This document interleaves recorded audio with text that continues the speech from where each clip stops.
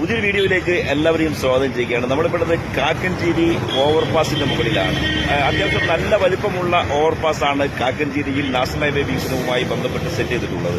പക്ഷെ ഇവിടുത്തെ ഒരു പ്രശ്നം എന്താ വെച്ചാൽ ഈ രാവിലെയും വൈകുന്നേരവും ഇവിടെ നമ്മുടെ കാക്കഞ്ചേരിയുള്ള കിൻഫ്ര ടെക്നോ ഇൻഡസ്ട്രിയൽ പാർക്കിലേക്ക് നൂറുകണക്കിന് ജോലിക്കാർ വരുന്ന വലിയൊരു ഇൻഡസ്ട്രിയൽ പാർക്കാണ്.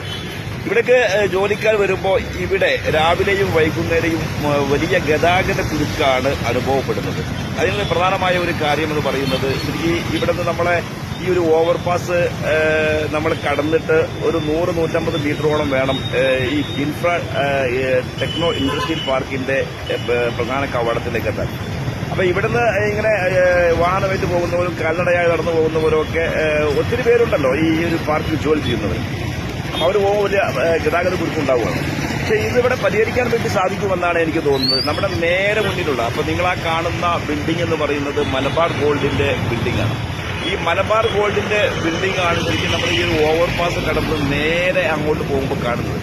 ശരിക്കും അതിന്റെ ഫ്രണ്ടേജ് നമ്മൾ കാണുന്ന ഈ ഒരു മതിൽ കാണുന്ന ഈ ഒരു സ്ഥലം ഈ കിൻഫ്ര ടെക്നോ ഇൻഡസ്ട്രിയൽ പാർക്കിലേക്ക് പോവാനുള്ള ജോലിക്കാർക്ക് പോകുന്ന രീതിയിൽ അവിടെ ഒന്ന് തുറന്നാൽ ശരിക്കും ഇവിടുത്തെ ഈ ഒരു ഗതാഗത കുരുക്ക് പരിഹരിക്കാൻ വേണ്ടി സാധിക്കുമെന്നാണ് തോന്നുന്നത്. കാരണം അവിടെ തുറന്നു കഴിഞ്ഞാൽ എന്തായാലും ദൂരയാത്രക്കാരൊന്നും അതിന്റെ അകത്തുകൂടി കയറി പോകില്ലല്ലോ.